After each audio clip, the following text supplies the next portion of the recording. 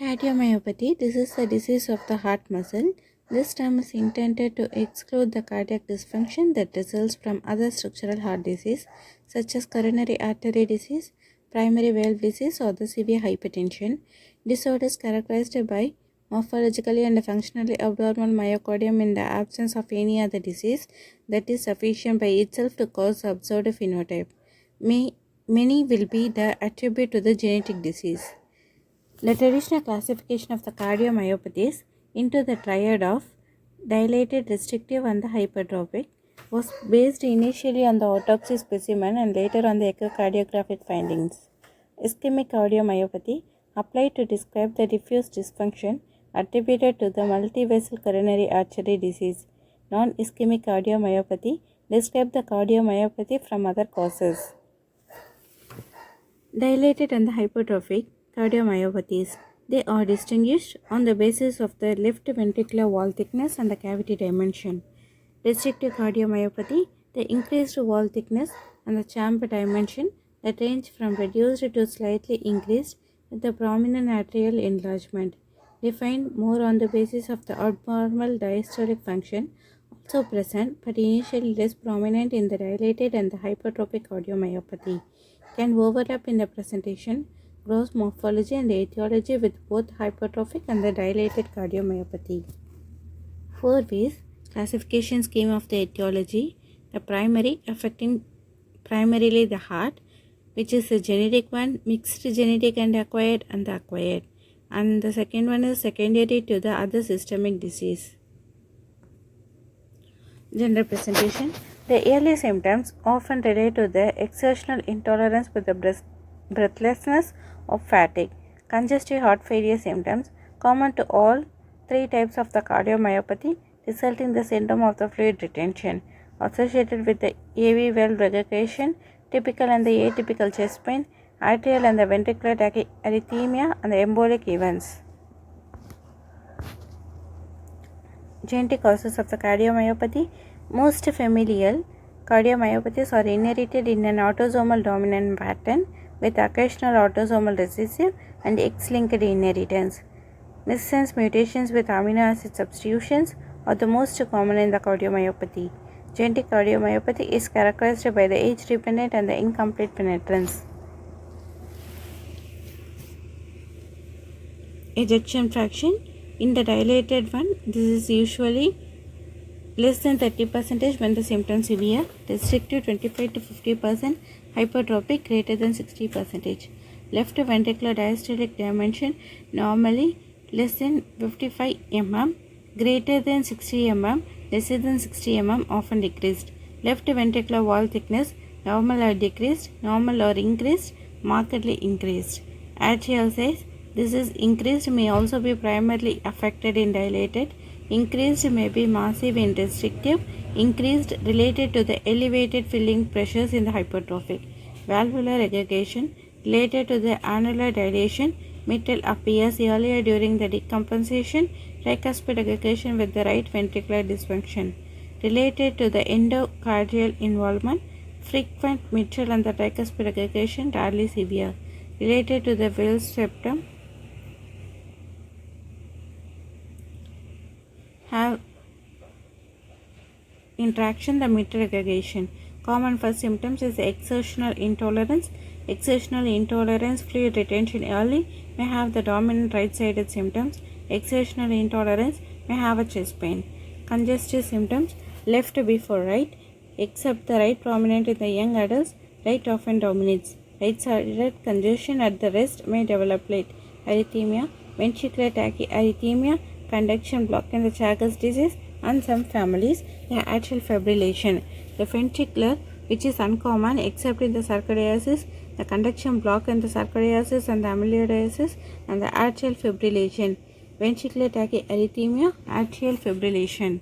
Left-sided symptoms of the pulmonary congestion, dyspnea on the exertion, orthopnea, paroxysmal nocturnal dyspnea. Right-sided symptoms of the systemic venous congestion, hepatic and the abdominal distension, discomfort on the bending, peripheral edema. Clinical evaluation. Thorough history and the physical examination to identify the cardiac and the non-cardiac disorders. Detailed family history of a heart failure, cardiomyopathy, skeletal myopathy, conduction disorders, tachyarrhythmia, and the sudden death. History of alcohol, illicit drugs, chemotherapy or the radiation therapy, assessment of ability to perform the routine and the desired activities. Assessment of volume status, orthostatic blood pressure, and the body mass index.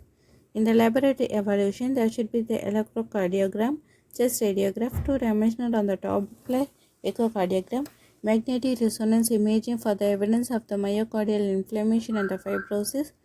In chemistry, there should be the serum, sodium, potassium, calcium, magnesium, fasting glucose, glycohemoglobin in the diabetes mellitus, creatinine, blood urea nitrogen, albumin, the total protein liver function test, lipid profile, thyroid stimulating hormone, serum hormone transferrin saturation, urinalysis, creatine kinase isoforms, cardiac troponin levels. While in the hematology, we should note for the hemoglobin, hematocrit, white blood cell count with a differential including the eosinophils, erythrocyte sedimentation rate. The initial evaluation when the specific diagnosis are suspected. DNA sequencing for the genetic disease, panel selection based on the phenotype, titers for the infection in the setting of the clinical suspicion, acute viral, Coxsackie, echovirus, influenza, human immunodeficiency virus, Cagus, Trypanosoma cruzi, Lyme, Borrelia burgdorferi, toxoplasmosis, catheterization with the coronary angiography in patients with angina who are candidates for the intervention, serologists for the active rheumatologic disease, endomyocardial biopsy including the sample for the electron microscopy when suspecting the specific diagnosis with the therapeutic implications, screening for the sleep disordered breathing. Dilated cardiomyopathy, enlarged left ventricle with the reduced systolic function as measured by the left ventricular ejection fraction. Systolic failure is more prominent than the diastolic dysfunction. Myocardial injury, myocytes die initially the OR undergo the apoptosis and some hypertrophy in response to the increased wall stress. Myocarditis, this is the inflammation of the heart, can result from the multiple causes but is most commonly attributed to the infective agents that can injure the myocardium through the direct invasion production of the cardiotoxic substances. Chronic inflammation with or without the persistent infection, reported with almost all types of the infective agents but is most commonly associated with the viruses in the protozoa and Trypanosoma cruzi. Infective endocarditis, this is a viral infection and the replication can cause a myocardial injury and the lysis. Successful recovery from the viral infection depends not only on the efficiency of the immune response to limit the viral infection but also on timely down regulation to prevent the ongoing autoimmune injury to the host. Stimulation of the pro-fibrotic factors leads to the pathologic interstitial fibrosis. Inflammatory myocarditis, infective, viral, Coxsackie adenovirus, HIV, parasitic, bacterial, spirochetal, gate cell, fungal, non-infective, granulomatous inflammatory disease, sarcoidosis, gain cell myocarditis, eosinophilic myocarditis, poliomyelitis, dermatomyositis, collagen vascular disease, checkpoint inhibitor chemotherapy, and the transplant rejection. Toxic, which is alcohol, catecholamines, amphetamine, cocaine, chemotherapeutic agents, interferon, other therapeutic agents like hydroxychloroquine, chloroquine, drugs of misuse like emetine, anabolic steroids, heavy metals like lead and mercury, occupational exposures like hydrocarbon and the arsenics, metabolic like nutritional deficiency, thiamine, selenium and the carnitine, electrolyte deficiency like calcium, phosphate, magnesium, endocrinopathy like a thyroid disease, chromocytoma, diabetes, obesity, chromatoma.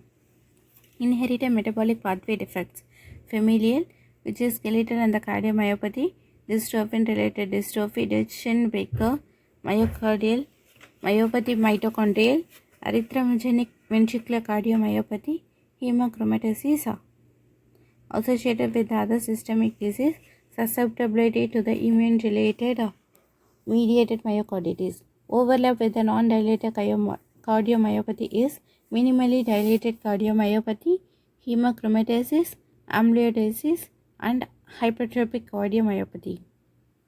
Clinical presentation of the viral myocarditis. This presents with the symptoms and signs of the heart failure. Some patients present with the chest pain, suggestive of the pericarditis or the acute myocardial infarction. The presentation is dominated by the atrial or the ventricular tachyarrhythmia or by the pulmonary or the systemic emboli from the intracardiac therapy. Young to the middle-aged adult who develops a progressive dyspnea, weakness with a few days to weeks after the viral syndrome, accompanied by the fever and the myalgia. Chronic viral myocarditis, often involved but rarely proven as a diagnosis when no other cause of the DCM can be identified. A safety reserve from cellular myocarditis will later be recognized as due to the genetic causes or the consumption of the excess alcohol or the illicit stimulant drugs. The proportion of the chronic DCM due to the viral infection remains as a subject of the controversy.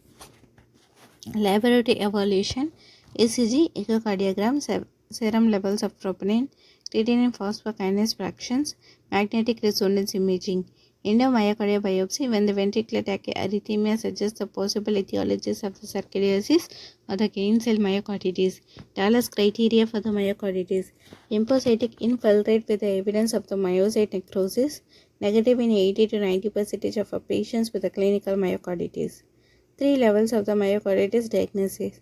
Possible subclinical acute myocarditis occurs without the cardiac symptoms with elevated biomarkers of the cardiac injury. ECG, suggestive of the acute injury, reduced left ventricular ejection fraction, regional wall motion abnormality. Probable acute myocarditis, diagnosed when the above criteria are met and accompanied by the cardiac symptoms like shortness of breath and chest pain. Definite myocarditis, histologic or the immunohistologic evidence of the inflammation on the endomyocardial biopsy, does not require any other laboratory or the clinical criteria. These have not been revised to include the findings from MRI. Specific viruses implicated in myocarditis: picornavirus family of the RNA virus, enterovirus, Coxsackie virus, echovirus, poliovirus, influenza. While the DNA viruses like adenovirus, vaccinia, herpes virus well recognized to cause the myocarditis but also occur commonly in the healthy population. Therapy: no specific therapy. Anti-inflammatory or the immunosuppressive medications is avoided, shown to increase the viral replication and the myocardial injury in the animal model. Large trials of the immunosuppressive therapy for the Dallas criteria. Positive myocarditis have been negative. Neither antiviral or the anti-inflammatory therapies are currently recommended. Treatment will continue to be guided by the general recommendation for DCM. Parasitic myocarditis, that is Chagas disease and the African trypanosomiasis infection. Bacterial infections like diphtheria, brucellosis, chlamydia, legionella, meningococcus, mycoplasma, cytocosis, salmonellosis, streptococcal infection with the beta hemolytic streptococci, tuberculosis, Topivorima pupae. Other infections: spirochetum myocarditis, Borrelia burgdorferi, Lyme myocarditis, often presents with arthritis and the conduction system disease that resolves within 1 to 2 weeks of the antibiotic treatment, but are rarely implicated with the chronic heart failure. Fungal myocarditis, aspergillosis, actinomycosis, blastomycosis, candidiasis, coccidiomycosis, cryptococcus, histoplasmosis, and the mucormycosis. Non-infectious myocarditis, myocardial infection can occur without the apparent preceding infection. Granulomatous myocarditis, sarcoidosis, gain cell myocarditis, eosinophilic myocarditis, hypersensitive myocarditis, lymphocytic myocarditis, non-infective inflammatory myocarditis. Peripartum myocarditis, this developed during the last trimester or within the first 6 months after the pregnancy. Risk factors like increased maternal age, increased variety, twin pregnancy, malnutrition, use of the tocolytic therapy for the premature labor, preeclampsia or the toxemia of the pregnancy. Several of these risk factors contribute to the anti-angiogenic signaling through the secreted vascular endothelium growth factor inhibitors such as soluble FLT1, SFLT1. Toxic cardiomyopathy. Alcohol, the most common toxin implicated in the chronic DCM. Many patients with alcoholic cardiomyopathy are fully functional in their daily life without the apparent stigmata of the alcoholism. Even with the severe disease, marked improvement can occur within the 3 to 6 months of subsistence. Implantable defibrillators are generally deferred until an adequate period of the abstinence, after which they may not be necessary if the ejection fraction is improved. Toxic cardiomyopathy, cocaine, amphetamine-related cholinergic stimulants. Judicious use of these drugs require the balancing the risk of the malignancy and the risk of the cardiotoxicity, as many cancers of the chronic course with better diagnosis rather than the heart failure. Anthracyclines, doxorubicin, chemotherapeutic agents are the most common drugs implicated in the toxic cardiomyopathy. Causes the characteristic histologic changes of the macular degeneration and the myofibrillar loss. Doxorubicin cardiotoxicity generally results in the minimum ventricular dilation, perhaps due to the accompanying fibrosis. Therapy includes the angiotensin converting enzyme inhibitors and the beta-adrenergic blocking agents, with the careful suppression of the inappropriate sinus tachycardia and attention to the posterior hypertension that can occur in this patient. Trastuzumab, herceptin, monoclonal antibody that interferes with the human epidermal growth receptor 2, crucial for some tumor growth and for the cardiac adaptation. The incidence of the cardiac toxicity is lower than for the anthracycline and enhanced by the co-administration with them. Metabolic causes of the cardiomyopathy, endocrine abnormalities, hyperthyroidism and hypothyroidism, pheochromocytoma. Nutrition deficiency, beriberi heart disease due to the thiamine deficiency, chronic deficiency of the calcium such as, which can occur with the hyperparathyroidism, particularly post-surgical, or the intestinal dysfunction from the diarrheal syndromes and the following extensive resection. Familial DCM. The most recognizable familial cardiomyopathy syndromes with the extra cardiac manifestations of the muscular dystrophy. Right ventricular cardiomyopathy described as affecting the right ventricle, present first with the ventricular tachycardia. Tachycardiomyopathy, the apical ballooning syndrome and the stress-induced cardiomyopathy occurs typically in the older women after the sudden intense emotional or the physical stress. The ventricle shows a global ventricular dilation with the basal contraction, forming the shape of the narrow-necked jar, takotsubo, used in the Japan to wrap the octopus. Presentations include the pulmonary edema, hypertension, chest pain with the ECG, changes are mimicking an acute infarction. Left ventricular dysfunction extends beyond the specific coronary artery distribution and generally the resolves within the days to weeks. Coronary angiography required to rule out acute coronary occlusion. No therapies have been proven beneficial, but reasonable strategies include nitrates for the pulmonary edema, intra-aortic balloon pump if needed for the low output, combined alpha and the beta blockers rather than the selective beta blockade if hemodynamically stable, magnesium for the arrhythmia related to the QT prolongation, anticoagulation withheld due to the occasional occurrence of the ventricular rupture. While the prognosis is generally good, recurrence have been described in up to the 10% of patients. Idiopathic DCM, diagnosis of the exclusion when all other known factors have been excluded. Approximately 2/3 of the dilated cardiomyopathy are still labeled as idiopathic. However, a substantial proportion of this may reflect their unrecognized genetic disease. Continued reconsideration of the etiology during the chronic heart failure management often reveals the specific causes later in the patient's course.